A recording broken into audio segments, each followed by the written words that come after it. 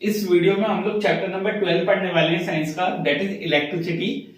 कौन कौन से टॉपिक्स हमें पढ़ने हैं और क्या क्या इंपॉर्टेंट है, कैसे कैसे क्वेश्चंस आपके बोर्ड्स में पूछे जाते हैं, वो सब हम लोग डिस्कस करेंगे इस वाली वीडियो में। इस वीडियो की जो पीडीएफ है, दैट इज इलेक्ट्रिसिटी की जो पीडीएफ है, जो आपके जिज्ञासा के नोट्स हैं, वो आपको टेलीग्राम चैनल पे मिल जाएंगे, जिसका लिंक वीडियो के डिस्क्रिप्शन में है। आप टेलीग्राम चैनल पे जाएंगे, वहां से पीडीएफ को डाउनलोड करेंगे और अपने फोन से लैपटॉप में आप सेव करेंगे और फ्यूचर में स्टडी करेंगे, राइट। तो हम लोग स्टार्ट करते हैं आपका chapter electricity, right. This is chapter number 12।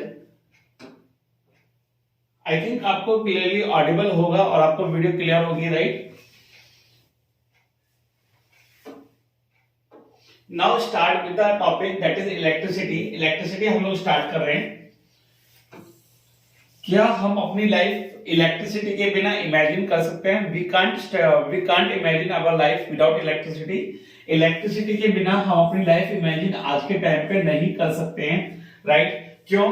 क्योंकि वो हमारे घर में लाइटिंग के लिए इस्तेमाल करी जाती है, हीटिंग के लिए इस्तेमाल करी जाती है, इंडस्ट्री में मशीन्स के लिए चलाने में इस्तेमाल की जाती है, और ट्रांसपोर्ट में इलेक्ट्रिक ट्रेन्स को खींचने में, इलेक्ट्रिक ट्रेन्स को चलाने में इस्तेमाल करी जाती है। तो यानी without electricity we can't imagine our life, right, because we are totally depend on it।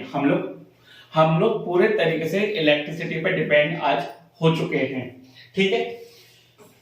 Electricity का मतलब होता है कि हम चार्ज के बारे में पढ़ रहे हैं। किसके बारे में पढ़ रहे हैं? हम लोग चार्ज के बारे में पढ़ रहे हैं। What do you mean by charge? तो रिसेंटली ये पता लगा कि चार्ज कब प्रोड्यूस होता है। चार्ज आपका तब प्रोड्यूस होता है जब दो बॉडी को क्या करते हैं, हम रब करते हैं। जब दो बॉडी को रब किया जाता है तो क्या प्रोड्यूस होता है? इलेक्ट्रिक चार्ज प्रोड्यूस होता है, ठीक है। इलेक्ट्रिक चार्ज जो होता है वो फ्री इलेक्ट्रॉन्स की वजह से प्रोड्यूस होता है, जो एक एंड से दूसरे एंड पे इलेक्ट्रिसिटी को कंडक्ट कराते हैं। इन फ्री इलेक्ट्रॉन से ही हम बोलते हैं कि आपका जो चार्ज है वो प्रोड्यूस हो रहा है, ठीक है। दो टाइप के आपके इलेक्ट्रिक चार्ज होते हैं। कौन कौन से? पॉजिटिव और नेगेटिव। आपके दो टाइप के चार्ज होते हैं। यानी जब दो बॉडी को रब किया जाएगा तो एक पे पॉजिटिव चार्ज बनेगा और एक पे नेगेटिव चार्ज बनेगा, ठीक है।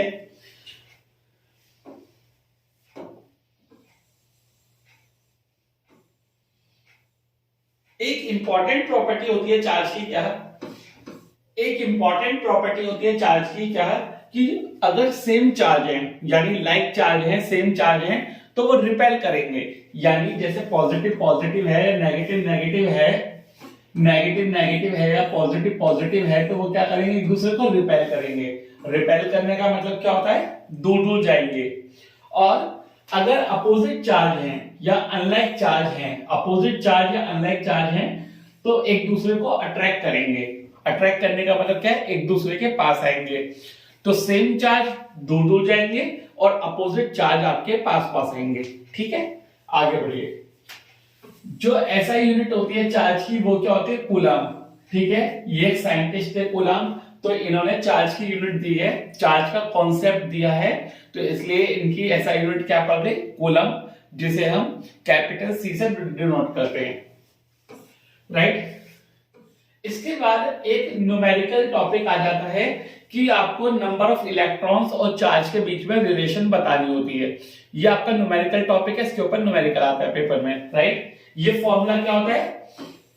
Q is equal to N E. क्या फॉर्मूला होता है? Q इजिकल टू एनी, जहां पे Q क्या होता है? आपका क्वांटिटी ऑफ चार्ज होता है, N क्या होता है? नंबर ऑफ इलेक्ट्रॉन्स होते हैं, और E क्या होता है? Charge on one electron. ये आपको याद करना होगा। चार्ज ऑन वन इलेक्ट्रॉन वो क्या होता है? 1.6 इंटू 10 की पावर माइनस 19 कूलम। ये आपको एज इट इज लर्न करना होगा पेपर के लिए, ठीक है।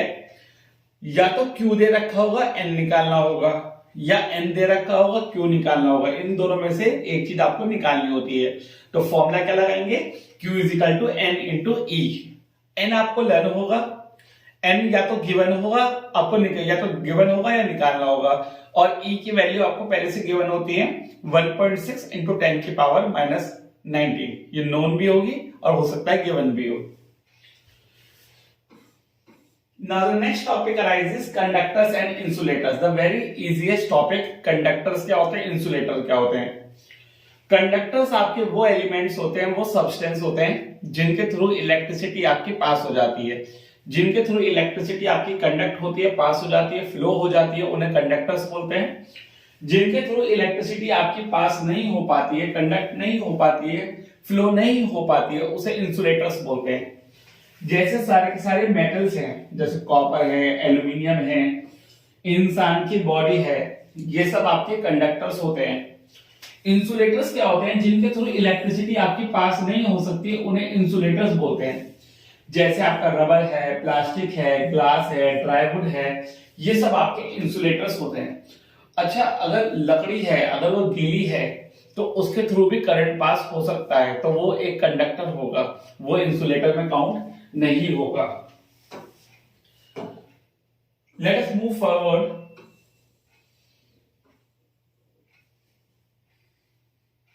आगे देख लेते हैं क्या है इसमें। अब कंडक्टर कंडक्टर क्यों है? कंडक्टर कंडक्टर इसलिए है क्योंकि उसके अंदर क्या प्रेजेंट है, क्योंकि उसके अंदर फ्री इलेक्ट्रॉन्स हैं। कंडक्टर कंडक्टर इसलिए है क्योंकि उसके अंदर फ्री इलेक्ट्रॉन्स प्रेजेंट हैं, जिसकी वजह से चार्ज पार्टिकल मूव करता है। चार्ज पार्टिकल अगर मूव करेगा तो ही इलेक्ट्रिसिटी कंडक्टर में कंडक्ट हो पाएगी, राइट? याद रखिएगा, ठीक है। Now the next important topic is electric potential. अगला टॉपिक क्या है हमारा? इलेक्ट्रिक पोटेंशियल, ठीक है। उसे स्टार्ट करने से पहले आप जिज्ञासा क्लासेस के इंस्टाग्राम हैंडल और फेसबुक हैंडल को भी ज्वाइन कर सकते हैं। अगर आप फेसबुक इंस्टाग्राम चलाते हैं तो आप जिज्ञासा क्लासेस को वहां भी ज्वाइन कर सकते हैं और सारी नोटिफिकेशंस और सारी इंफॉर्मेशंस को गेन कर सकते हैं। नाउ इलेक्ट्रिक पोटेंशियल्स क्या होते हैं? इलेक्ट्रिक पोटेंशियल का मतलब है कि पहली बात इलेक्ट्रिसिटी का पोटेंशियल, यानी कितना इलेक्ट्रिसिटी फ्लो कर सकती है। अब इलेक्ट्रिसिटी फ्लो करेगी तो यानी कि चार्ज फ्लो करेगा। चार्ज फ्लो का मतलब क्या है कि जब एक जगह से दूसरी जगह चार्ज ट्रेवल करेगा, अगर एक पॉइंट से दूसरे पॉइंट पे चार्ज ट्रेवल करेगा तो ही आपकी इलेक्ट्रिसिटी कंडक्ट होगी। यानी it is the amount of work done, it is the amount of work done in transferring a unit positive charge from infinity to any point. एक point से दूसरे point तक, यानी पता नहीं कहां से इलेक्ट्रिसिटी आ रही है, कहां जा रही है। हमने माना इंफिनिटी से एक पॉइंट से चार्ज आ रहा है एक पॉइंट तक, तो उस वर्क डन को क्या बोला जाता है, उस काम को क्या बोला जाता है? इलेक्ट्रिक पोटेंशियल, जिसकी यूनिट क्या होती है? वोल्ट। जिसकी यूनिट क्या होती है? वोल्ट, ठीक है। आगे बढ़ा जाए। Now the next topic is potential difference. अब पोटेंशियल डिफरेंस का मतलब क्या है? दो पॉइंट के बीच में चार्ज का डिफरेंस। दो पॉइंट के बीच में चार्ज के डिफरेंस को क्या बोला जाता है? इलेक्ट्रिक पोटेंशियल डिफरेंस, ठीक है। The difference in the electric potential between the two points is known as electric potential difference. इसका फॉर्मूला क्या होता है पोटेंशियल डिफरेंस का? V is equal to W upon Q। इसका फॉर्मूला क्या होता है? V is equal to W upon Q, जहां पे V होता है आपका potential difference, basically electric potential difference, W होता है आपका वर्क डन और Q होता है आपका क्वांटिटी ऑफ चार्ज, ठीक है। तो फॉर्मूला क्या लगाएंगे? न्यूमेरिकल आ जाता है कभी कभी इस पे, V is equal to W upon Q, जहां पे W आपका वर्क होगा, Q आपका क्वांटिटी ऑफ चार्ज होगा और V आपका पोटेंशियल डिफरेंस होगा, ठीक है। पोटेंशियल डिफरेंस को एक दूसरे नाम से भी जानते हैं जिसे हम बोलते हैं वोल्टेज। पोटेंशियल डिफरेंस को दूसरे नाम से भी जानते हैं जिसे हम बोलते हैं वोल्टेज, और उसकी ऐसा यूनिट होती है वोल्ट। क्या यूनिट होती है? वोल्ट। अब आपको यहां पे तीन चीजें याद रखनी है। क्या क्या? एक तो आपको पोटेंशियल डिफरेंस का फॉर्मूला याद रखना है, V is equal to W upon Q, right. एक आपको ये याद रखना है कि पोटेंशियल डिफरेंस को वोल्टेज भी बोलते हैं, और तीसरा पॉइंट आपको ये याद रखना है कि इसकी ऐसा यूनिट क्या होती है? इसकी ऐसा यूनिट होती है वोल्ट, ठीक है। नाउ अगर इसकी ऐसा यूनिट डिफाइन करने के लिए आगे डिफाइन 1 वोल्ट, तो क्या बताएंगे? जब 1 जूल वर्क करा जाएगा, यानी कि जब वर्क हो जाए आपका 1 जूल और चार्ज हो जाए आपका 1 कूलम, तो यानी तब पोटेंशियल डिफरेंस कितना प्रोड्यूस होगा? 1 वोल्ट। तो यानी 1 volt is equal to 1 joule per 1 coulomb. 1 volt is equal to 1 joule per 1 coulomb. तो 1 वोल्ट कब होगी? जब 1 जूल वर्क होगा आपका 1 कूलम चार्ज को ट्रांसफर करने के लिए, तो आपका पोटेंशियल डिफरेंस होगा 1 वोल्ट। ठीक है, पेपर में अगर आती है तो ये पूरी आप डेफिनेशन लिखेंगे इसकी और ये वाला एक्सप्रेशन लिखेंगे। ठीक है, आपको सब चीजें समझ में आ रही है? थम्स अप करके एक बार बता दीजिएगा।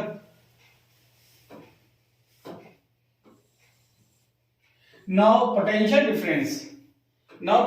डिफरेंस को मेजर करने वाले इंस्ट्रूमेंट को क्या बोला जाता है? वोल्टमीटर। पोटेंशियल डिफरेंस मेजर किया जाता है वोल्टमीटर से, और वोल्टमीटर सर्किट में किस में लगाया जाता है? पैरेलल में। वोल्टमीटर सर्किट में किस में लगाया जाता है? पैरेलल में, क्योंकि इसकी इनफाइनाइट रेजिस्टेंस होती है जो सर्किट में करंट को पास ही नहीं होने देगा। देखिए, रेजिस्टेंस का मतलब होता है जो सर्किट में करंट को अपोज करता है या रोकता है।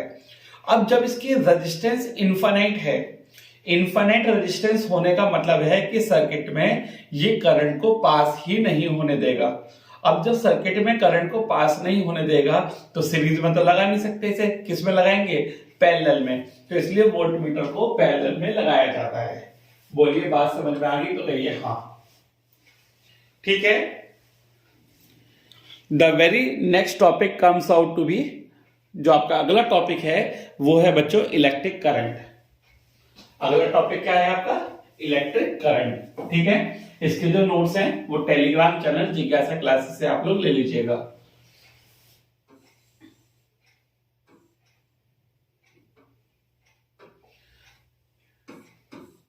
Now the next topic is electric current. Electric current का मतलब क्या है? The rate of flow of electric charge in a conductor.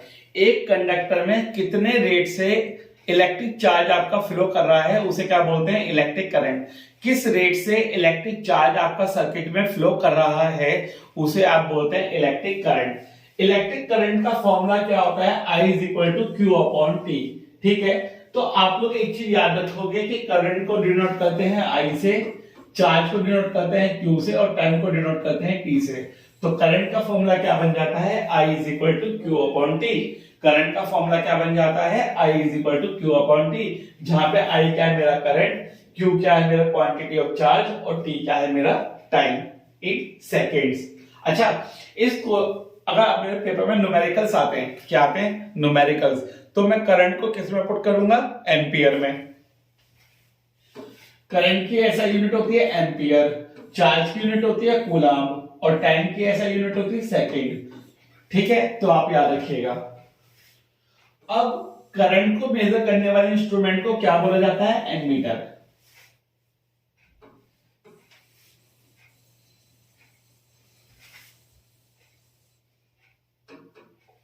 Current को मेजर करने वाले इंस्ट्रूमेंट को क्या बोला जाता है? एमीटर, जो हमेशा सर्किट में किस में लगा जाता है? सीरीज में। क्यों? क्योंकि इसकी जीरो रेजिस्टेंस होती है। अब जीरो रेजिस्टेंस का मतलब क्या है? कि सर्किट में आराम से करंट क्या हो जाएगा? फ्लो हो जाएगा। ठीक है, एक बात तो याद रखें, करंट क्या होता है आपको पर समझ में आ गया। करंट का फॉर्मूला क्या होता है? I is equal to Q upon T. ठीक है, करंट को मेजर करने वाले इंस्ट्रूमेंट को क्या बोलते हैं? एमीटर बोलते हैं। और एमीटर को सर्किट में किस में लगाया जाता है? एमीटर को सर्किट में सीरीज में लगाया जाता है। किस में लगाया जाता है? सीरीज में, क्योंकि उसकी जीरो रेजिस्टेंस होती है, यानी वो सर्किट से करंट को ड्रॉ ही नहीं करता। अब जब सर्किट से करंट को ड्रॉ नहीं करेगा तो आसानी से करंट फ्लो हो जाएगा, और जब आसानी से करंट फ्लो हो जाएगा तो सर्किट में किस में लगाया जाएगा? सीरीज में। ठीक है, इसकी जो एसआई यूनिट होती है वो क्या होती है? एम्पियर। करंट की एसआई यूनिट क्या होती है? एम्पियर। अब जब आप कोई भी इलेक्ट्रिकल अप्लायंसेस या कोई भी सामान आप गैजेट खरीद के लाएंगे तो उसके जो डिब्बा होता है उसके पीछे लिखा होता है कि उसमें कितना करंट, मैक्सिमम करंट पास हो सकता है, तो उसे बोलते हैं उसकी करंट रेटिंग। अगर आप उससे ज्यादा करंट उसमें पास करेंगे तो वो आपका फूक जाएगा, राइट। तो करंट आपको ये बताता है कि सर्किट में कितना मैक्सिमम अमाउंट ऑफ करंट आप पास कर सकते हो। इसकी ऐसा यूनिट क्या होती है? एम्पियर। तो 1 एम्पियर को कैसे डिफाइन करेंगे हम? 1 एम्पियर वो करंट होता है जब सर्किट में एक क्वांटिटी ऑफ चार्ज आपका पास होगा 1 सेकंड में। जब 1 कूलम चार्ज आपका सर्किट में फ्लो करेगा 1 सेकंड में तो आपका करंट जनरेट होगा 1 एम्पियर। ठीक है, 1 ampere is equal to 1 coulomb upon 1 second. यहां तक समझ में आया? जो आपकी करंट की डायरेक्शन होगी वो कहां से कहां होगी? पॉजिटिव टर्मिनल ऑफ बैटरी से नेगेटिव टर्मिनल की तरफ। ये सभी बच्चों को पता है, क्लास 8 या 9 से पढ़ते हुए आ रहे हो आप। जो करंट की डायरेक्शन होती है वो कहां से कहां होती है? पॉजिटिव टर्मिनल ऑफ बैटरी से नेगेटिव टर्मिनल की तरफ। ये सभी बच्चे जानते हैं। ठीक है, आगे बढ़े।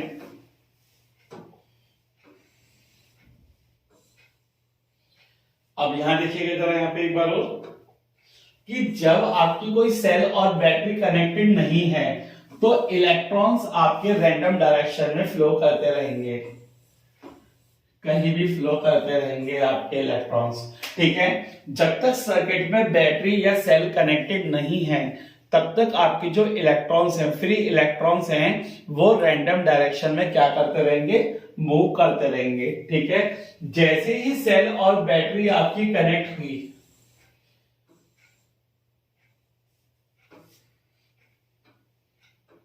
जैसे ही सेल और बैटरी आपकी कनेक्ट हुई तो इलेक्ट्रॉन्स तुरंत स्टार्ट कर देंगे कहां से कहां मूव करने? नेगेटिव से, यानी नेगेटिव उसे क्या करेगा? रिपेल करेगा। पॉजिटिव क्या करेगा? उसे अट्रैक्ट करेगा।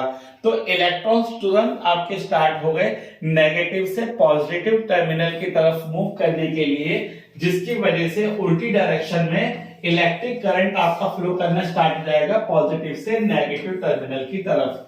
अब यहाँ पे दो चीजें आ गई समझने वाली। क्या चीजें आ गई? पहली बात तो करंट की डायरेक्शन क्या होती है, तो सभी को पता है करंट की डायरेक्शन पॉजिटिव से नेगेटिव टर्मिनल ऑफ बैटरी की तरफ होती है। लेकिन इलेक्ट्रॉन की डायरेक्शन कहां से कहां होती है? आपके नेगेटिव से पॉजिटिव की तरफ। यानी इलेक्ट्रॉन फ्लो करेगा नेगेटिव टर्मिनल से पॉजिटिव टर्मिनल की तरफ, और करंट जाएगा आपका पॉजिटिव टर्मिनल से नेगेटिव टर्मिनल ऑफ बैटरी की तरफ। यानी करंट की दो डायरेक्शन हो गई, कौन कौन सी? एक तो पॉजिटिव से नेगेटिव टर्मिनल ऑफ बैटरी, और opposite to the direction of flow of electrons. ठीक है, याद रखिएगा। Now the next topic comes out to be electric circuit. अगला टॉपिक है आपका इलेक्ट्रिक सर्किट। इंपॉर्टेंट टॉपिक है, इसके ऊपर भी क्वेश्चन आ सकता है पेपर में। Let us see what is electric circuit. Electric circuit क्या होता है आपका? A continuous conducting path consisting of wires and other resistance like electric bulb and switch between the two terminals of cell or battery along which an electric current flows is called an electric circuit। ठीक है, electric circuit क्या होता है? Electric circuit का मतलब है closed end conducting path. सबसे पहले तो आप एक बात याद रखिए कि करंट को फ्लो कराने के लिए एक क्लोज पाथ होना जरूरी है, यानी रास्ता बंद होना जरूरी है। ठीक, दूसरी बात, उसके बीच में रेजिस्टेंस कनेक्ट होंगे। रेजिस्टेंस होते हैं आपके घर के अप्लायंसेस, जैसे आपका इलेक्ट्रिक बल्ब हो गया, इलेक्ट्रिक ट्यूब हो गई, फैन हो गए, ये सब रेजिस्टेंस होते हैं जो करंट के पाथ को क्या करते हैं? रोकते हैं। तो ये आपका क्या बनाता है? ये इलेक्ट्रिक सर्किट बनाता है। और किसके बीच में कनेक्ट होते हैं? It will be connected between the two terminals of battery, positive और नेगेटिव। इलेक्ट्रिक सर्किट बनाने के लिए कम से कम आपको 4 चीजें चाहिए। वो 4 चीजें कौन कौन सी है? आपकी सेल, आपकी कंडक्टिंग वायर, आपका बल्ब और स्विच। कम से कम 4 चीजें आपको चाहिए क्या बनाने के लिए? सर्किट बनाने के लिए। क्या क्या? स्विच, बैटरी, बल्ब और कनेक्टिंग वायर। ठीक है, बल्ब की जगह आप क्या भी बोल सकते हो? रेजिस्टेंस भी बोल सकते हो। बल्ब की जगह आप रेजिस्टेंस भी बोल सकते हो। ठीक है, सभी को बात समझ में आ रही है? जो इलेक्ट्रिक सर्किट है उसके अंदर एक सेल होगा, बल्ब होगा, एक स्विच होगा और वायर्स होंगे जो बैटरी के टर्मिनल के बीच में कनेक्टेड होंगे। ये ओपन स्विच लिख रखा है। अब इस ओपन स्विच का मतलब क्या है कि जब तक स्विच ओपन रहेगा तब तक सर्किट में करंट फ्लो नहीं करेगा। करंट फ्लो करने के लिए स्विच क्या होना जरूरी है? करंट फ्लो करने के लिए स्विच आपका क्लोज्ड होना जरूरी है। ठीक है, आप याद रखिएगा। Now these are the circuit symbols. ये आपको कुछ सर्किट सिंबल्स दे रखे हैं, ये आपको कुछ सर्किट सिंबल्स दे रखे हैं, जरा याद करिएगा सर्किट सिंबल्स में कौन कौन से। इलेक्ट्रिक सेल है, इसमें एक पॉजिटिव होगा एक नेगेटिव होगा, यानी जो बड़ा वाला डंडा है वो तो पॉजिटिव होगा, जो छोटे वाला है वो नेगेटिव होगा। तो करंट हमेशा इधर से निकलेगा पॉजिटिव टर्मिनल से। दूसरा बैटरी, अगर बहुत सारी सेल्स आपस में कनेक्टेड है तो उसे बैटरी बोलते हैं। दो या दो से ज्यादा सेल आपस में कनेक्टेड है तो उसे बैटरी बोलते हैं। यह प्लग की बोलो या ओपन स्विच बोलो, अभी इसमें करंट फ्लो नहीं करेगा। ये आपका क्लोज स्विच है, अब इसमें करंट फ्लो कर जाएगा। अगर बीच में डॉट लग रही है तो इसका मतलब है कि आपका क्लोज स्विच है। ये जॉइंट वायर है, जैसे दो वायर को आपस में क्या कर रखा है, ज्वाइन कर रखा है। ये क्रॉसिंग वायर है, यानी इसमें वायर आपकी ज्वाइन नहीं हो रही। ये आपका इलेक्ट्रिक बल्ब का सिंबल है, इस तरीके से बना सकते हैं आप पेपर में इलेक्ट्रिक बल्ब का। ये रजिस्टर है, कोई भी आपका अप्लायंस हो सकता है, आप इस तरीके से शो करेंगे इसे रजिस्टर। ये आपका वेरिएबल रेजिस्टेंस है। अच्छा, वेरिएबल रेजिस्टेंस का दूसरा नाम क्या होता है, रियोस्टेट, जिसकी रेजिस्टेंस की वैल्यू हम कम या ज्यादा कर सकते हैं सर्किट में। अब रेजिस्टेंस की वैल्यू कम या ज्यादा क्यों करनी है सर्किट में, क्योंकि हमें करंट की वैल्यू कम या ज्यादा करनी है।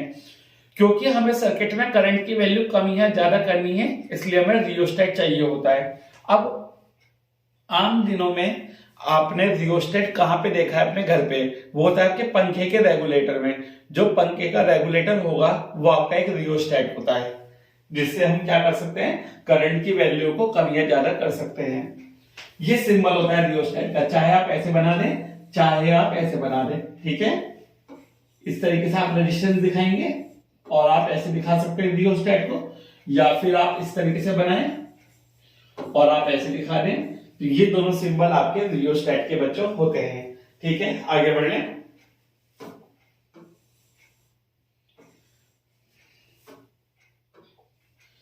ये आपका अमीटर, ये आपका वोल्ट मीटर। ये अमीटर का सिंबल है, ये आपका वोल्ट मीटर का सिंबल है, ठीक है। एमीटर का सिंबल है, ये आपके वोल्ट मीटर का सिंबल है। एमीटर क्या करता है, सर्किट में करंट की वैल्यू को मेजर करता है। वोल्ट मीटर क्या करता है, सर्किट में पोटेंशियल डिफरेंस और वोल्टेज को मेजर करता है, ठीक है। ये करंट को मेजर करता है, ये पोटेंशियल डिफरेंस को मेजर करता है। ये पॉजिटिव और नेगेटिव क्यों दिखाए गए हैं, ये पॉजिटिव और नेगेटिव इसलिए दिखाए गए हैं कि किस तरफ से आपका करंट फ्लो कर रहा है। तो करंट हमेशा आपका पॉजिटिव की तरफ से फ्लो करता है, ठीक है। आगे बढ़े। Now the next topic comes out to be galvanometer। अब गैल्वेनोमीटर क्या होता है, गैल्वेनोमीटर एक ऐसा इंस्ट्रूमेंट है जो सर्किट में इलेक्ट्रिक करंट को डिटेक्ट करता है। गैल्वेनोमीटर का सिंबल आपको ये दिखा रखा है, इस तरीके से आप सर्किट सिंबल बना सकते हो गैल्वेनोमीटर का। जी बना के दोनों तरफ आप पतली लाइन बना सकते हो, इसे गैल्वेनोमीटर का सिंबल बोलते हैं। अब गैल्वेनोमीटर और ammeter both are different. How, ammeter तो मेजर करता है कि सर्किट में कितना करंट है, पर गैल्वेनोमीटर सिर्फ डिटेक्ट करता है। यानी जैसे आपने देखा होगा कि इलेक्ट्रिशियन के पास जो टेस्टर होता है वो सर्किट का गैल्वेनोमीटर होता है। यानी galvanometer is only used to test the whether current will be present in the circuit or not, but how much current will be present it can be measured by the ammeter, वो ammeter major करता है। अब rheostat क्या काम करता है, circuit में current की वैल्यू को चेंज करता है बिना वोल्टेज को चेंज करे हुए।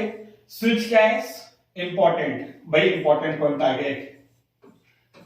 क्या इंपॉर्टेंट पॉइंट है, स्विच। स्विच एक ऐसा डिवाइस है जो आपका क्या काम करता है, सर्किट को ब्रेक करने का या सर्किट को बनाने का काम करता है। अगर स्विच ओपन है, तो सर्किट आपका ओपन है, यानी आपका कोई भी करंट फ्लो नहीं करेगा जब तक स्विच आपका ओपन है। जब स्विच आपका क्लोज हो गया तो सर्किट भी क्लोज हो जाएगा और करंट आपका फ्लो कर जाएगा। यानी दो टाइप के स्विच होते हैं, ओपन स्विच और क्लोज स्विच।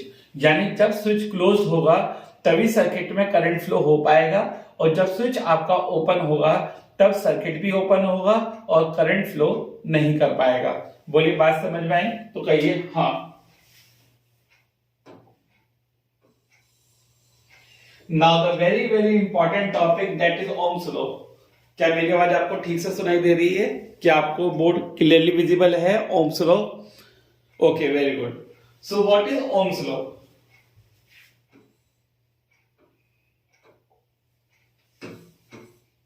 ओम्स लॉ क्या है?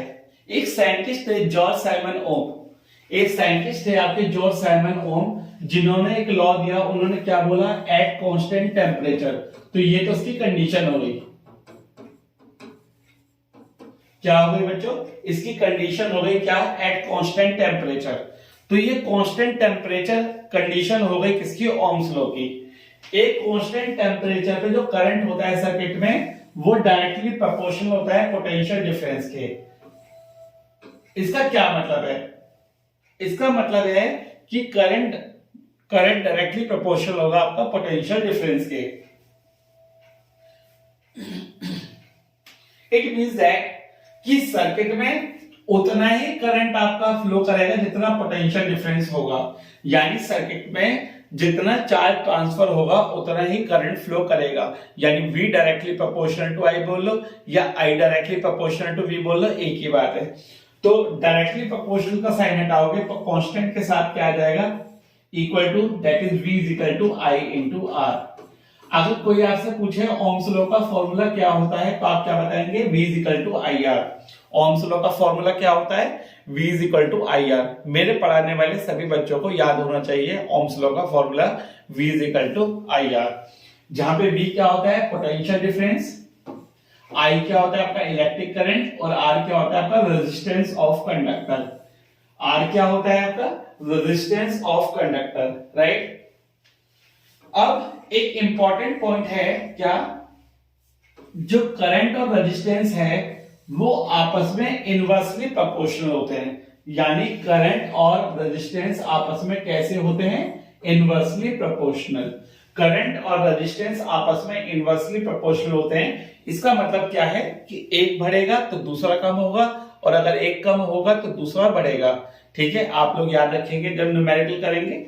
रेजिस्टेंस बढ़ेगा तो करंट कम होगा, करंट बढ़ेगा तो रेजिस्टेंस कम होगा। ठीक है, अगर रेजिस्टेंस डबल हो रहा है तो करंट आपका हाफ हो जाएगा। इसका मतलब क्या है? एक डबल हो रहा है तो दूसरा आपका आधा हो जाएगा।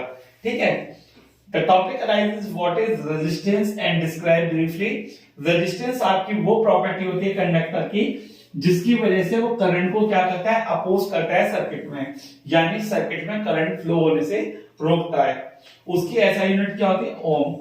क्योंकि ये साइंटिस्ट ओम ने दिया है अपने नाम पे ही, राइट, तो इसलिए रेजिस्टेंस की ऐसा यूनिट क्या हो गई आपकी? ओम। और ओम का सिंबल क्या होता है? ओमेगा। ठीक है, जैसे आपका शिवलिंग टाइप होता है, आपका हेडफोन होता है, तो इसी तरीके से जो रेजिस्टेंस है उसका सिंबल क्या हो गया आपका? ओम। ठीक है, आगे बढ़िए।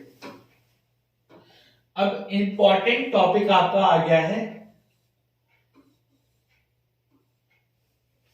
What are the factors which can affect the resistance of conductor. ये इंपॉर्टेंट टॉपिक है आपके एग्जाम के लिए।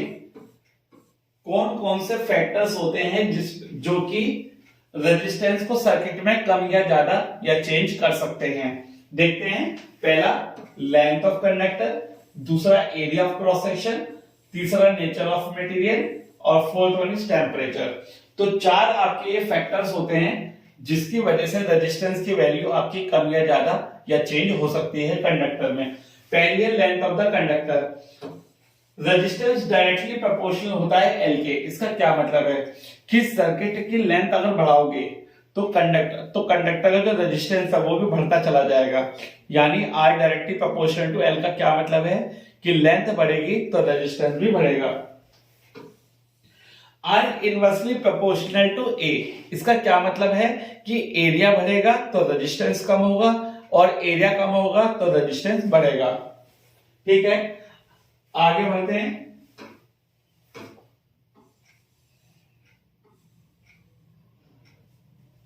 अगर मैं इन दोनों को कंबाइन कर दूं,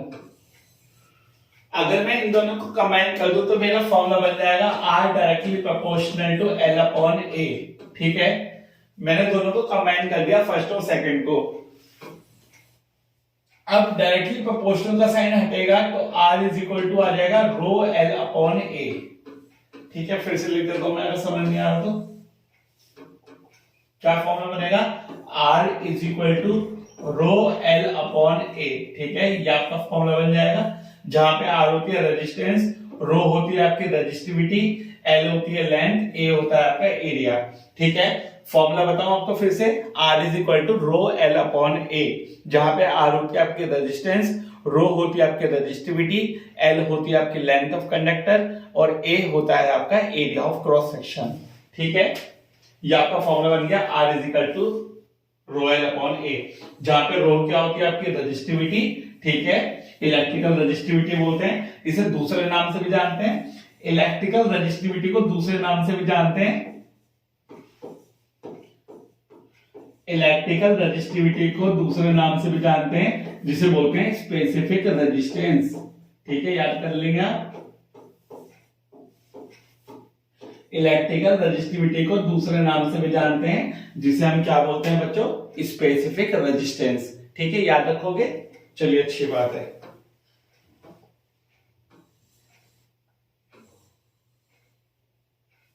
नाउ द नेक्स्ट इज, जो रेजिस्टेंस होती है कंडक्टिंग वायर की, जो रेजिस्टेंस होती है कंडक्टिंग वायर की वो कम होती है रजिस्टिंग वायर से। जो रेजिस्टेंस होती है कंडक्टिंग वायर की, इसका मतलब क्या है, जो रजिस्टिंग वायर होती है उनकी रेजिस्टेंस ज्यादा होती है, जो कंडक्टिंग वायर है उनकी रेजिस्टेंस कम होती है। जैसे आपके नाइक्रोम के वायर हैं, मैंगनीज के वायर हैं, उनकी रेजिस्टेंस ज्यादा होती है। जैसे आपके प्रेस वाले वायर हैं, गीजर वाले वायर हैं, माइक्रोवेव वाले वायर हैं, तो उनकी रेजिस्टेंस ज्यादा होती है। ठीक है, टेम्परेचर बढ़ाएंगे तो रेजिस्टेंस भी बढ़ेगा। ठीक है, टेम्परेचर बढ़ाएंगे तो रेजिस्टेंस आपका कंडक्टर का बढ़ेगा। एमसीक्यू में भी आ सकता है क्वेश्चन और आपका 1 नंबर में भी आ सकता है। रेजिस्टिविटी किसके इक्वल होती है, रेजिस्टिविटी आपकी रेजिस्टेंस के इक्वल होती है कब, जब लेंथ ऑफ द कंडक्टर आ जाएगा आपके 1 मीटर और एरिया ऑफ क्रॉस सेक्शन आ जाएगा 1 मीटर स्क्वायर। कैसे, अभी आपने फॉर्मूला पढ़ा है R is equal to rho L upon A. अगर लेंथ भी आपकी 1 हो गई और एरिया भी आपकी 1 हो गई तो R इज इक्वल टू किसके इक्वल हो गया, रो के। ठीक है, फिर से बताऊं एक बार, R आपका रो के इक्वल हो जाएगा जब L और A की वैल्यू आपकी क्या हो जाएगी बच्चों, 1 हो जाएगी। जब लेंथ ऑफ द कंडक्टर 1 हो गया, एरिया ऑफ क्रॉस सेक्शन आपका 1 हो गया, तो R किसके इक्वल हो जाएगा, आपका रो के इक्वल हो जाएगा। R किसके इक्वल हो जाएगा, आपका रो के इक्वल, जब लेंथ ऑफ द कंडक्टर 1 हो गया और एरिया भी आपका क्या हो जाएगा, 1 हो जाएगा। Now what is the SI unit of resistivity or specific resistance? The SI unit of resistivity and specific resistance is ohm meter. ठीक है, आप लोग याद रखेंगे, स्पेसिफिक रेजिस्टेंस हो या रेजिस्टिविटी हो, दोनों की SI यूनिट यानी कि एक ही है जब, तो दोनों की SI यूनिट क्या होगी आपकी, ओम मीटर। राइट, याद रखोगे। रेजिस्टिविटी का दूसरा नाम स्पेसिफिक रेजिस्टेंस होता है, ये मैं आपको पहले बता ही चुका हूं। एक टॉपिक आ जाता है रेजिस्टर्स क्या होते हैं। रेजिस्टर्स आपके वो सब्सटेंस होते हैं जिनकी रेजिस्टेंस हाई होती है, बहुत ज्यादा हाई होती है, जो करंट को क्या कर देते हैं, सर्किट में कम कर देते हैं। यानी सर्किट में अगर करंट की मात्रा कम करनी है तो हम क्या लगा देंगे, रियोस्टेट लगाएंगे। क्या लगाएंगे, not rheostat, that is resistors. ठीक है, रेजिस्टर्स क्या काम करते हैं, रेजिस्टर्स की रेजिस्टेंस जो होती है वो ज्यादा होती है, यानी सर्किट में करंट की वैल्यू को और ज्यादा क्या कर देंगे, कम कर देंगे। जैसे इनके अंदर रजिस्टिंग वायर होती है, जैसे किस किस की वायर लगी हुई है, नाइक्रोम की वायर है, कॉन्स्टेंटाइन की वायर है, मैंगनीज की वायर है, ये आपकी रजिस्टिंग वायर होती है। कौन सी वायर होती है, ये आपकी रजिस्टिंग वायर्स होती है। राइट, तो रजिस्टर्स आपके वो सब्सटेंस होते हैं जिनकी रेजिस्टेंस हाई होती है, जो करंट की वैल्यू को क्या कर देते हैं, सर्किट में कम कर देते हैं। जैसे आपके नाइक्रोम की, कॉन्स्टेंटाइन की, मैग्नेट की वायर होती है। राइट, यहां तक आप लोगों को समझ में आ गया तो बोलिए हाँ। राइट, आगे बढ़ते हैं हम लोग।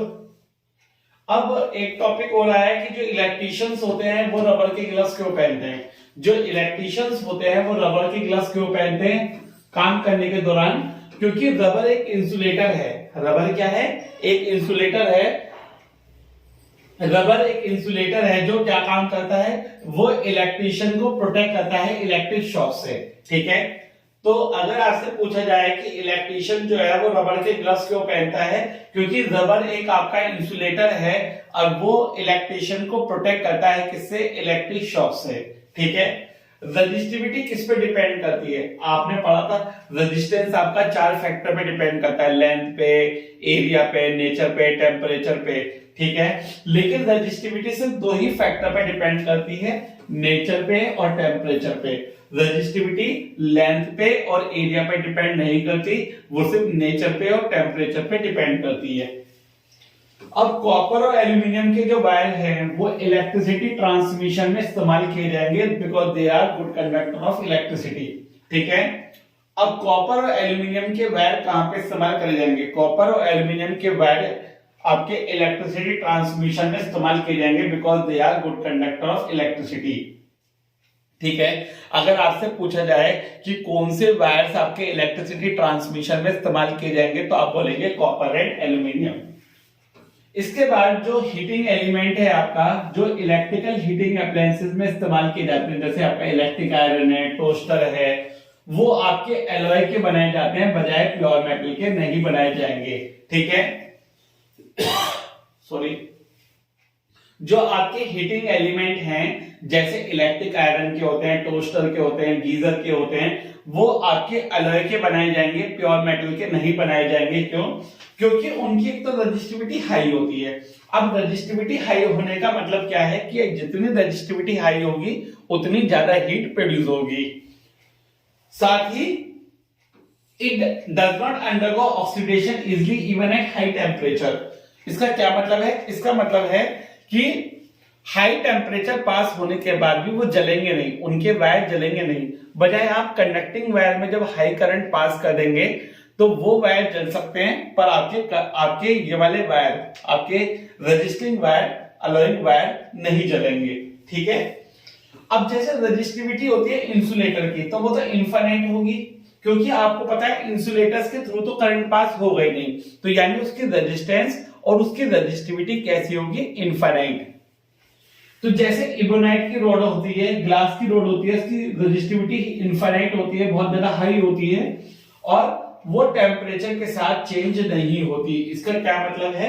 इसका मतलब क्या है कि इंसुलेटर के थ्रू कभी भी करंट पास नहीं हो सकता, ठीक है। बात समझ में आई तो कहिए हाँ। Now the combination of resistors, यानी रेजिस्टेंस आप कितनी तरीके से, जो आपके घर में अप्लायंसेस हैं वो आप कितनी तरीके से घर में कनेक्ट कर सकते हैं, वो हम टॉपिक पढ़ने वाले हैं। बहुत ही बच्चों वाला टॉपिक है, आपको एक ही स्टेप में समझ में आ जाएगा, ठीक है। हम दो ही तरीके से कनेक्ट कर सकते हैं, या तो हम सीरीज में लगाएंगे या हम पैरेलल में लगाएंगे। जितने भी हमारे घर के अप्लायंसेस होते हैं या तो हम लगाते हैं उन्हें सीरीज में या हम लगाते हैं उन्हें पैरेलल में। तो पहले हम पढ़ लेते हैं अबाउट द सीरीज, ठीक है। हम लोग पहले किसके बारे में पढ़ रहे हैं? सीरीज के बारे में। ये आपको सीरीज सर्किट दे रखा है सामने, बोलिए अगर आपको ठीक से दिखाई दे रहा है। ठीक है, आपको ठीक से दिखाई नहीं दे रहा है तो मैं नीचे कर देता हूं उसे।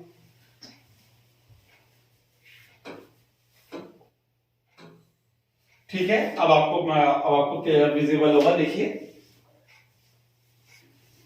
Now it will be clearly visible to you, right. तो सीरीज में क्या होता है? Current remain the same but potential difference divide. Series में क्या होता है बच्चों? The current will be the same and the potential difference divide.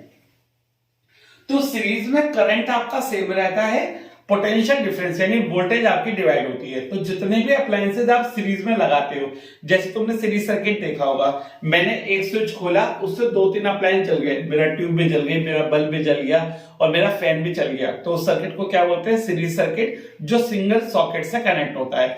तो सब में करंट तो सेम जाएगा पर वोल्टेज डिवाइड हो जाएगी, राइट, पोटेंशियल डिफरेंस डिवाइड हो जाएगा। तो ये मेरा सीरीज सर्किट है। अब मैं कैसे पहचानूंगा ये मेरा सीरीज सर्किट है या नहीं है? तो करंट जिधर की तरफ से जाना स्टार्ट होगा ना, बीच में उसका रास्ता चेंज नहीं होगा, उसी रास्ते पे जाता जाएगा। जैसे करंट यहां से चला प्लस से, तो वही करंट इसमें जाएगा, वही करंट इसमें जाएगा, वही करंट इसमें जाएगा। अगर कोई भी गली चेंज नहीं हो रही, कोई भी गली चेंज नहीं हो रही, तो वो एक सीरीज सर्किट है। बोली बात समझ में आ गई? वो एक सीरीज सर्किट है। तो पोटेंशियल डिफरेंस चेंज हो रहा है, टोटल वी किसके इक्वल हो रहा है? टोटल वी इक्वल हो रहा है आपका V1 plus V2 plus V3 के इक्वल हो रहा है। तो टोटल पोटेंशियल डिफरेंस मेरा V is equal to V1 plus V2 plus V3 के इक्वल हो रहा है। Now tell me Ohm's law का फॉर्मूला क्या होता है, जरा सब बच्चे बताएंगे ओम्स लॉ का फॉर्मूला क्या होता है, V = IR। ठीक है, तो V की जगह IR लगाएंगे, यहाँ IR1, यहाँ IR2, यहाँ IR3। ठीक है, फॉर्मूले में पुट करेंगे, I कॉमन निकालेंगे, I से I कट गया, तो सीरीज का फॉर्मूला क्या बन गया, R = R1 + R2 + R3। अगर पेपर में आपसे बोला है कि सर्किट सीरीज है, ठीक है, तो आप सारे रेजिस्टेंस को, टोटल रेजिस्टेंस निकालने के लिए, इक्विवेलेंट रेजिस्टेंस निकालने के लिए सारे रेजिस्टेंस को एज इट इज क्या कर देंगे, प्लस कर देंगे। किसमें, सीरीज में। नाउ बात करते हैं पैरेलल की। किसकी बात कर रहे हैं, पैरेलल की। अब पैरेलल सर्किट जरा देखिए आपकी स्क्रीन पे कैसे दिखाई दे रहा है। अब पैरेलल सर्किट में क्या होगा बच्चों, देखो करंट के लिए गली चेंज हो रही है, यहां से I करंट गया तो ऊपर जाएगा I1, सामने जाएगा I2 और नीचे जाएगा आपका I3। ठीक है, आपको समझ में आ रहा है क्या कि अगर करंट के लिए उसकी गली चेंज हो रही है, करंट की, जैसे यहां करंट को आके 3 गली मिली, एक ऊपर जा रही है, एक सामने जा रही है, एक नीचे जा रही है, तो करंट की डायरेक्शन चेंज हो रही है, तो यानी इसका क्या मतलब है, इसका मतलब है करंट बढ़ रहा है, और जब करंट डिवाइड हो रहा है तो उस सर्किट को बोलते हैं पैरेलल सर्किट। तो पैरेलल सर्किट में क्या होता है, पोटेंशियल डिफरेंस, वोल्टेज तो सेम रहेगी पर आपका करंट डिवाइड हो जाएगा। ठीक है, यानी करंट जब डिवाइड होगा तो टोटल करंट I किसके इक्वल हो जाएगा, I1 + I2 + I3। फिर से ओम्स लॉ का फॉर्मूला लगाएंगे, V = IR या I = V/R। ठीक है, ये फॉर्मूला लगाएंगे, देखते हैं क्या होता है इस फॉर्मूले में।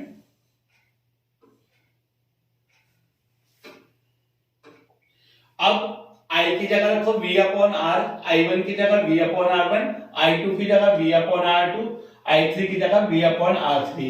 अब सब में से हमने V कॉमन निकाला और V से V काट दिया, तो फॉर्मूला क्या बना आपका पैरेलल में, 1/R = 1/R1 + 1/R2 + 1/R3।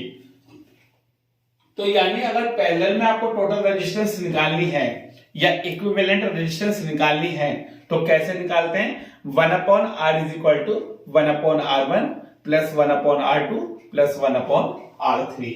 ठीक है, तो पैरेलल में ऐसे निकलेगी इस तरीके से, और सीरीज में कैसे निकलती है, R = R1 + R2 + R3 and so on, और पैरेलल में आपकी ऐसे निकलेगी।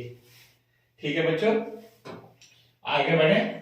आई होप आप सभी लोगों को अच्छे से समझ में आ रहा है, राइट। तो वीडियो को लाइक करके जरूर बताइएगा, और हाँ, अपने 5 दोस्तों को जरूर शेयर कीजिएगा ताकि सभी बच्चों का बेनिफिट हो सके, चाहे उनके अपने कोचिंग से बेनिफिट हो रहा है या नहीं हो रहा, सागर सर की इस वीडियो से बेनिफिट जरूर होना चाहिए। ठीक है, मेरा मकसद है सभी 10th क्लास के बच्चों को ये वीडियो समझ में आए और आसानी से चैप्टर ये क्लियर हो जाए।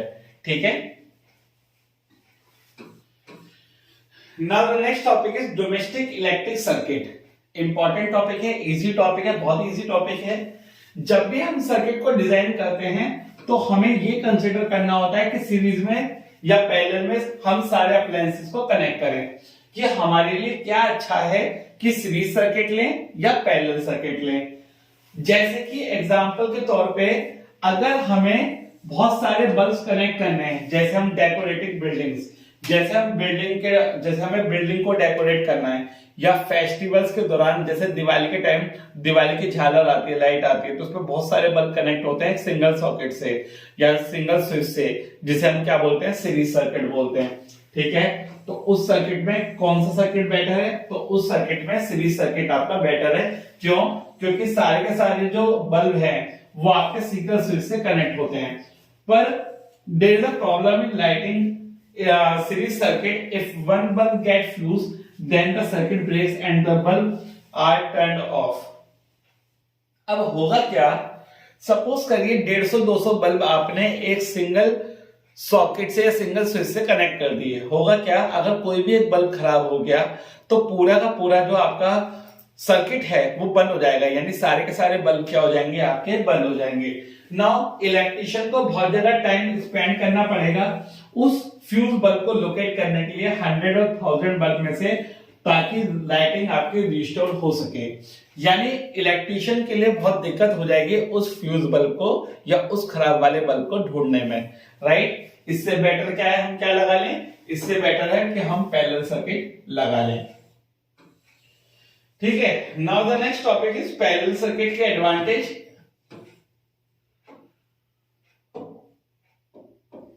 अगला टॉपिक क्या है आपका, अगला topic now the advantage of parallel circuit. अगर हम पैरेलल सर्किट की बात करें, अगर एक अप्लायंस आपका खराब होता है किसी भी वजह से वर्किंग के दौरान, तो बाकी सारे अप्लायंसेस आपके एज इट इज वर्क करते रहेंगे। तो पैरेलल सर्किट के एडवांटेज क्या होगा कि एक अप्लायंसेस अगर आपका बंद हो जाएगा किसी भी वजह से, तो बाकी सारे अप्लायंस आपके चलते रहेंगे।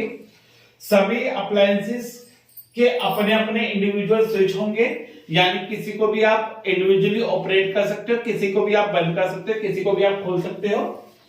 सभी अप्लायंसेस को सेम वोल्टेज मिलेगी, सेम पोटेंशियल डिफरेंस होता है। डोमेस्टिक का कितना पोटेंशियल डिफरेंस होता है, 220 वोल्ट। ठीक है, तो there will be no chance of fluctuation. जब सारे अप्लायंसेस को सेम वोल्टेज मिलेगी, सेम पोटेंशियल डिफरेंस मिलेगा, तो फ्लक्चुएशन का चांस नहीं होगा। जो ओवरऑल रेजिस्टेंस होती है हाउस होल्ड सर्किट की, वो कम हो जाएगी, due to which the current from the power supply is high. इसका क्या मतलब है, इसका मतलब क्या है कि जो इलेक्ट्रिकल रेजिस्टेंस है, पैरेलल में इलेक्ट्रिकल रेजिस्टेंस सर्किट की कम हो जाती है। इसका मतलब क्या है, जो करंट है वो इजीली आपका सर्किट में फ्लो कर पाएगा। ठीक है, अब जो एडवांटेज थी पैरेलल की, वो डिसएडवांटेज बन जाएंगी किसकी, सीरीज की। जो एडवांटेज थी किसकी, पैरेलल की, वो डिसएडवांटेज बन जाएंगे आपकी सीरीज की। क्या क्या डिसएडवांटेज है जरा देखिएगा। अगर एक अप्लायंस आपका काम करना बंद कर देगा, तो बाकी सारे अप्लायंसेस भी आपके बंद हो जाएंगे। सारे अप्लायंसेस सिंगल स्विच से कनेक्ट होंगे, तो आप किसी को भी सिंगली ऑपरेट नहीं कर सकते, यानी किसी को भी आप इंडिविजुअली खोल बंद नहीं सकते। सभी अप्लायंसेस को सेम वोल्टेज नहीं मिलेगा, तो फ्लक्चुएशन का चांस बढ़ जाएगा, पावर कंजम्पशन आपकी और ज्यादा बढ़ जाएगी। जो टोटल रेजिस्टेंस, जो ओवरऑल रेजिस्टेंस होगी सर्किट की, वो और बढ़ जाएगी, जिसकी वजह से करंट सर्किट में और ज्यादा कम हो जाएगा। इसका मतलब क्या है कि सीरीज सर्किट की डिसएडवांटेज ही डिसएडवांटेज है। सिर्फ एक ही एडवांटेज है कि जो कॉस्ट ऑफ स्विच है वो आपका बच जाएगा। ठीक है, बाकी तो भैया डिसएडवांटेज है। ठीक है, अब बात करते हैं what do mean by electric power. Electric power को डिनोट करते हैं कैपिटल पी से। इलेक्ट्रिक पावर को डिनोट करते हैं कैपिटल पी से।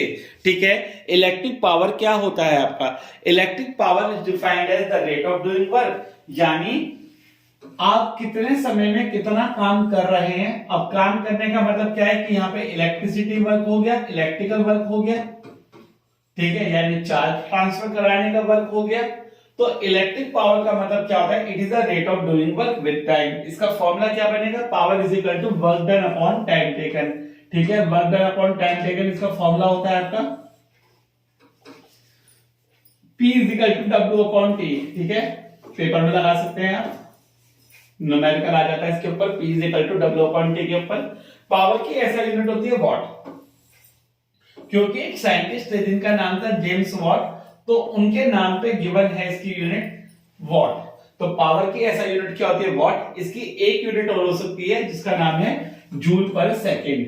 ठीक है, क्योंकि आपको पता है वर्क की यूनिट होती है जूल, टाइम की यूनिट होती है सेकेंड, तो इसकी यूनिट हो सकती है जूल पर सेकेंड। तो यानी 1 वॉट किसके इक्वल होता है, 1 वॉट इक्वल होता है 1 जूल पर सेकेंड के। ठीक है, आपके याद रखेंगे 1 वॉट किसके इक्वल होता है, 1 जूल पर 1 सेकेंड के। 1 वॉट किसके इक्वल होता है, 1 जूल पर 1 सेकेंड के। तो यही होती है आपकी ऐसा यूनिट ऑफ पावर। ठीक है, ये भी आपकी। ठीक, जरा देखिएगा जेम्स वॉट के अंदर 1 वॉट क्या होता है, जब 1 जूल वर्क होगा 1 सेकेंड टाइम में, तो पावर कितनी हो जाएगी आपकी 1 वॉट। ठीक है, formula for calculating the electrical power, formula कैसे निकला है। अब जैसे कि आप जानते हो V इज इक्वल टू होता है W upon Q, V is equal to होता है आपका W अपॉन Q, तो W किसके इक्वल हो जाएगा, V इंटू Q के। ठीक है, आप जानते हो V is equal to W upon Q होता है, तो W हो जाएगा V इंटू Q के। अब Q की वैल्यू क्या लिख सकते हो करंट के टर्म्स में, आप जानते हो I इज इक्वल टू होता है Q अपॉन टी, तो Q की जगह क्या लिख सकते हो I इंटू टी, तो ये बन जाएगा आपका V इंटू आई इंटू टी। तो W की वैल्यू क्या हो गई आपकी V इंटू आई इंटू टी। अब पावर का फॉर्मूला लगाओ, work done upon time taken. Work done की वैल्यू क्या है V इंटू आई इंटू टी।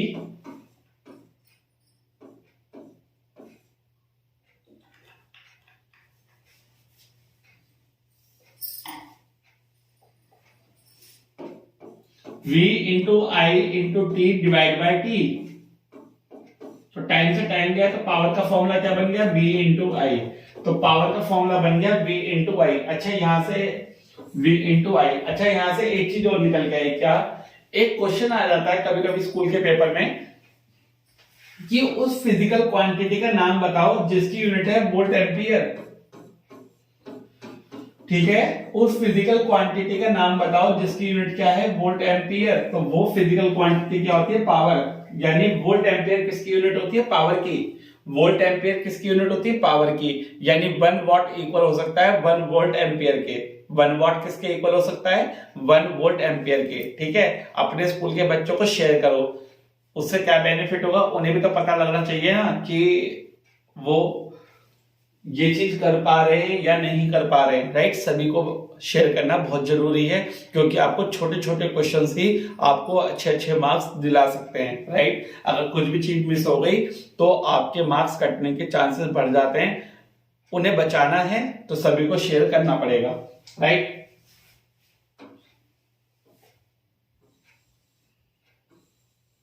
पावर के 3 फॉर्मूले आपको याद करने हैं। पहला फॉर्मूला कौन सा है आपका P is equal to V into I, ये आपने याद कर लिया। P is equal to I square into R, आप ये याद कर लीजिए। ठीक है, ये कैसे आया, मैंने अगर यहां पे V equal to I into R put करा, अगर मैंने V equal to I into R put कर दिया है तो पावर का फॉर्मूला क्या बन गया आई आर इंटू आई। तो पावर का फॉर्मूला बन गया आई स्क्वायर इंटू आर। ठीक है, तो पावर का दूसरा फॉर्मूला हो गया आई स्क्वायर इंटू आर और तीसरा फॉर्मूला बन जाएगा वी स्क्वायर अपॉन आर जब मैं आई को वी अपॉन आर पुट कर दूंगा। तो यहां से पावर के 3 फॉर्मूले आपको याद करने हैं, V into I square R और वी स्क्वायर अपॉन आर। ठीक है, ये कब लगाना है जब वोल्टेज और करंट गिवन हो, ये कब लगाना है जब करंट और रेजिस्टेंस गिवन हो, ये कब लगाना है जब वोल्टेज और रेजिस्टेंस गिवन हो। ठीक है, now next is commercial unit of energy. The next topic comes out to be commercial unit of energy. Commercial unit of energy क्या होती है किलोवाट आवर। ठीक है, बहुत सारे बच्चे जल्दबाजी में किलोवाट पर आवर लिख के आ जाते हैं, पर किलोवाट पर आवर नहीं होता है, किलोवाट आवर होता है kWh। तो किलोवाट आवर होता है आपकी commercial unit of energy, kilowatt hour kWh। 1 kilowatt hour किसके इक्वल होता है 3.6 इंटू 10 की पावर 6 जूल के। 1 किलोवाट आवर किसके इक्वल होता है 3.6 इंटू 10 की पावर 6 जूल के इक्वल होता है। आप कमर्शियल यूनिट ऑफ एनर्जी कैसे निकालते हैं, ठीक है, या बोले तो आप इलेक्ट्रिसिटी बिल कैसे निकालते हैं, कभी कभी क्वेश्चन आ जाता है, आपकी बुक में क्वेश्चन गिवन है। जैसे सबसे पहले आपको पता है पावर का फॉर्मूला होता है work done upon time taken, या फिर वर्क और एनर्जी आपस में इक्वल होते हैं तो लिखोगे एनर्जी अपॉन टाइम टेकन। तो पावर का फॉर्मूला एनर्जी अपॉन टाइम, तो एनर्जी का फॉर्मूला क्या आ जाएगा पावर इंटू टाइम। पहले एक बात तो ये समझ लीजिए कि पावर का formula work done upon time होता है तो उसे एनर्जी अपॉन टाइम लिख सकते हैं, या फिर एनर्जी का फॉर्मूला पावर इंटू टाइम लिख सकते हैं। अब क्योंकि आपको पता है एनर्जी की यूनिट होती है किलोवाट आवर, तो यानी जो आपकी पावर होगी वो किलोवाट में आएगी, जो टाइम होगा वो आपका आर में आएगा। ठीक है, जो पावर होगी वो किलोवाट में आएगी, जो टाइम होगा वो आपका आर में आएगा। ठीक है, तो एनर्जी आ गई आपकी किलोवाट आर में, तो 1 किलोवाट आर इक्वल होता है आपका 1 यूनिट्स के। 1 किलोवाट आर किसके इक्वल होता है बच्चों 1 यूनिट के इक्वल होता है। ठीक है, यहां तक का भी आपने काम कर लिया। अब इसके बाद क्या हुआ, इसके बाद अगर सपोज करिए मुझे एनर्जी 30 दिन की निकालनी है तो मैं उसे 30 से मल्टीप्लाई कर दूंगा, जो मेरा किलोवाट आवर में आंसर आएगा उसे मैं 30 से मल्टीप्लाई कर दूंगा, तो मेरा क्या आ जाएगा इलेक्ट्रिसिटी बिल आ जाएगा।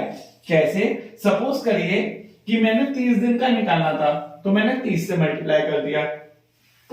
अब कॉस्ट निकालने के लिए मुझे क्वेश्चन में गिवन रहेगा कि एक यूनिट की कॉस्ट सपोज करो 5.5 रुपए है। एक यूनिट की कॉस्ट कितनी है? 5.5 रुपए। तो जितने यूनिट आपकी आएंगे 30 दिन में यहाँ पे उसे 5.5 से मल्टीप्लाई कर देना, तो आपका टोटल बिल आ जाएगा 30 दिनों का। ठीक है, इस तरीके से हम लोग इलेक्ट्रिसिटी बिल निकाल सकते हैं। नाउ द नेक्स्ट टॉपिक बच्चों, that is heating effect of current. Important topic है, पेपर में आने लायक है।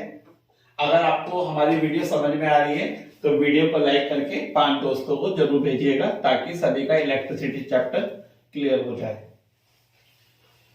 हीटिंग इफेक्ट ऑफ करंट क्या होता है? जब भी हम इलेक्ट्रिक करंट को पास कराते हैं हाईली रेजिस्टेंस वायर से। अब ये हाईली रेजिस्टेंस वायर कौन से होते हैं? जैसे नाइक्रोम का वायर है, जैसे मैंने आपको पहले बताया था कि आपके वायर जो प्रेस में यानी कि आयरन में, टोस्टर में, गीजर में लगे हुए होते हैं, जैसे कि नाइक्रोम की वायर होती है, तो जो रेजिस्टेंस वायर है वो बहुत गर्म हो जाती है और बहुत ज्यादा हीट प्रोड्यूस करती है, जिसकी वजह से हम बोलते हैं इसे हीटिंग इफेक्ट ऑफ करंट। यानी करंट पास होने से आपका जो सर्किट है वो हीट हो रहा है, तो उसे बोलते हैं हीटिंग इफेक्ट ऑफ करंट। और अगर हमें उस हीट की वैल्यू निकालनी है तो उसका फॉर्मूला होता है H = I² × R × T। ये भी न्यूमेरिकल वाला टॉपिक है, इसके ऊपर आपका पेपर में न्यूमेरिकल आता है H = I² × R × T, जहां पे I का स्क्वायर करना है, R T है, I करंट होता है, R रेजिस्टेंस होता है, T टाइम होता है सेकंड्स में। यानी अगर पेपर में टाइम आपको R में या मिनट में दे रखा है तो आप उसे सेकंड्स में कन्वर्ट करेंगे। ठीक है, now the very important topic that is joules law of heating. बच्चों पेपर में आ जाता है कभी कभी, right joules law of heating. तो क्या जूल्स लॉ होता है, आप क्या लिखेंगे? Joules law of heating state that heat directly proportional होती है करंट के स्क्वायर के, डायरेक्टली प्रोपोर्शनल होती है रेजिस्टेंस के, और डायरेक्टली प्रोपोर्शनल होती है टाइम के। तो ये आपका जूल लॉ ऑफ हीटिंग होता है बच्चों, एक नंबर में पेपर में आ जाता है। ठीक है, अब कभी कभी मुझे पेपर में क्वेश्चन आया find the rate of heat. अब रेट का मतलब क्या होता है? किसी भी चीज को टाइम से डिवाइड करना। तो मुझे किसे टाइम से डिवाइड करना है? हीट को टाइम से डिवाइड करना है। अब हीट का फॉर्मूला क्या था? H = I² × R × T। अब रेट ऑफ हीट निकालने के लिए टाइम से डिवाइड करना है, टाइम से डिवाइड कर दो तो क्या बचा? I² R। अब मुझे एकदम से याद आया क्या कि I² R तो पावर का फॉर्मूला होता है, तो यानी पावर का फॉर्मूला क्या बन गया यहाँ से? I² × R, जो कि किसके इक्वल होता है? रेट ऑफ हीट के, यानी कि H/T के।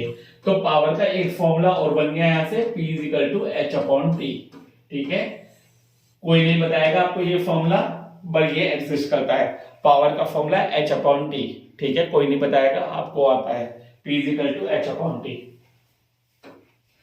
ठीक है, नाउ नेक्स्ट इज जो इलेक्ट्रिकल हीटिंग अप्लायंसेस हैं वो इलेक्ट्रिक एनर्जी को किस में कन्वर्ट करते हैं? हीट एनर्जी में। जो आपके इलेक्ट्रिकल हीटिंग अप्लायंसेस हैं वो आपकी इलेक्ट्रिक एनर्जी को किस में कन्वर्ट करते हैं? हीट एनर्जी में कन्वर्ट करते हैं। ठीक है, अब now some applications of heating effect of current. Some applications of heating effect of current आपसे क्या क्या कह रही है? जो हीटिंग इफेक्ट है करंट की वो कहां यूटिलाइज करी जाती है? आपके घर में इलेक्ट्रिकल हीटिंग अप्लायंसेस चलाने के लिए, जैसे आयरन है, केटल है, टोस्टर है, ओवन है, और जितने भी हीटिंग अप्लायंसेस हैं उन्हें चलाने के काम में लाई जाती है। It is utilize in the electric bulb for producing light. तो यही हीटिंग इफेक्ट ऑफ करंट आपका इलेक्ट्रिक बल्ब को चलाने के काम में लाया जाता है। ठीक है, अब आप एक चीज जानते हैं बहुत अच्छे से, क्या कि जो आपके घर का इलेक्ट्रिक बल्ब है उसके अंदर एक फिलामेंट लगा होता है, जो कौन से मेटल का बना होता है? टंगस्टन मेटल का। टंगस्टन मेटल का फिलामेंट बना रहता है इलेक्ट्रिक बल्ब में। क्यों? क्योंकि उसका मेल्टिंग पॉइंट बहुत हाई होता है। बेटा ये मेल्टिंग पॉइंट याद करेंगे, 3380 डिग्री सेल्सियस। कितना मेल्टिंग पॉइंट होता है? 3380 डिग्री सेल्सियस उसका मेल्टिंग पॉइंट होता है। क्योंकि उसका मेल्टिंग पॉइंट बहुत हाई होता है तो बल्ब आपका व्हाइट हॉट यानी कि बहुत ज्यादा गर्म होने के बाद भी मेल्ट नहीं होता है। बेटा 3380 डिग्री सेल्सियस मेल्टिंग पॉइंट जो टंगस्टन का होता है वो बहुत ज्यादा होता है। ठीक है, दूसरा जो इलेक्ट्रिक बल्ब है उसके अंदर कौन कौन से गैसेस फील्ड होती हैं? केमिकली अनरिएक्टिव गैस, यानी वो रिएक्ट नहीं करती आपके टंगस्टन मेटल से। कौन कौन सी गैस होती है? आर्गोन और नाइट्रोजन। तो ये गैस होती है आपकी आर्गोन और नाइट्रोजन, जो आपके टंगस्टन फिलामेंट से रिएक्ट नहीं करती हैं। ये गैस आपके टंगस्टन फिलामेंट से रिएक्ट नहीं करती, जिसकी वजह से आपका जो बल्ब है उसकी लाइफ बढ़ जाती है। अच्छा, अगर हमसे क्वेश्चन पूछा जाए कि आर्गोन और नाइट्रोजन की जगह कोई और गैस फिल कर दें तो क्या बल्ब की लाइफ में कोई दिक्कत आएगी? हाँ आएगी। क्यों आएगी? क्योंकि वो टंगस्टन से रिएक्ट कर जाएगा। ठीक है, next is most of the electrical energy. अगर आप बात करते हैं हीटिंग इफेक्ट ऑफ करंट की, तो जो ज्यादातर जो इलेक्ट्रिक एनर्जी है फिलामेंट टाइप इलेक्ट्रिक बल्ब में, वो आपकी लाइट एनर्जी में ना कन्वर्ट होकर सारी की सारी हीट एनर्जी में कन्वर्ट हो जाएगी। बट अगर हम इलेक्ट्रिक बल्ब की बात करें, हमारे हीट से तो कोई लेना देना है ही नहीं, हमें तो लाइट चाहिए।